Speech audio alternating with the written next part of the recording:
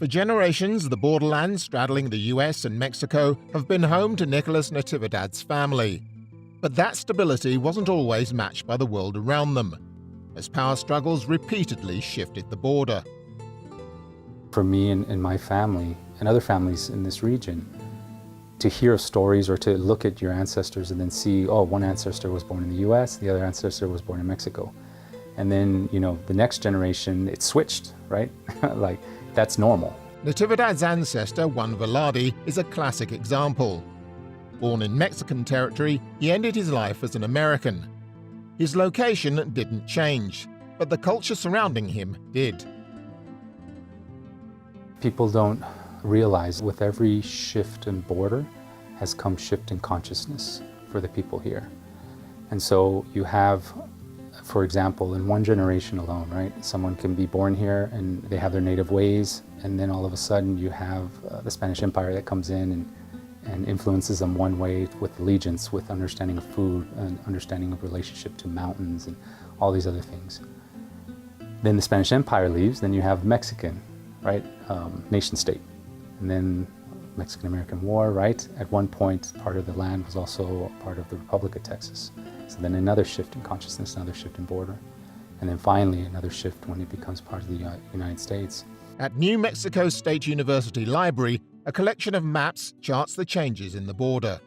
The first one was between the United States and Spain, and there was a treaty in the around 1810 or so, between the United States and Spain that actually established the political boundary. But then as the United States sort of decided they wanted to acquire this part of the world with the Mexican-American War from 1846 to 1848, then that boundary moved drastically, cutting Mexico basically in half.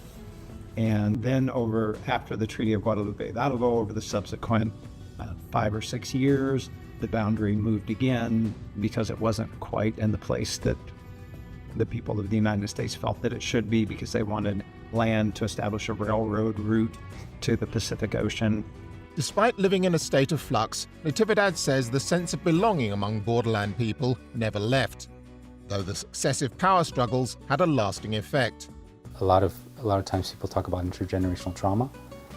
And so those shifts in consciousness live on within the residents here on the border. And it's important for us to understand what that means, because it's not like it's all of a sudden you're American from one day to the next, right?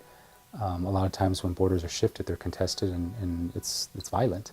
And so that violence is being witnessed by the people here. And I think we need to acknowledge that that is the history of a lot of people throughout the U.S., not just here on the U.S.-Mexico border. Today, as the United States prepares for its 250th anniversary, Natividad believes the resilience of the borderland people is emblematic of what it means to be American. We're talking about people in America every single day that have to build bridges, whether it's across languages, whether it's across cultures, whether it's across social constructs of race, whether it's all these different, right?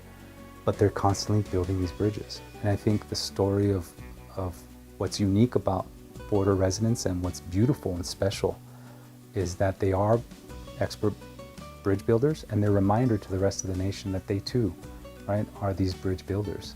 That's what makes America unique, and that's what we should be celebrating over 250 years.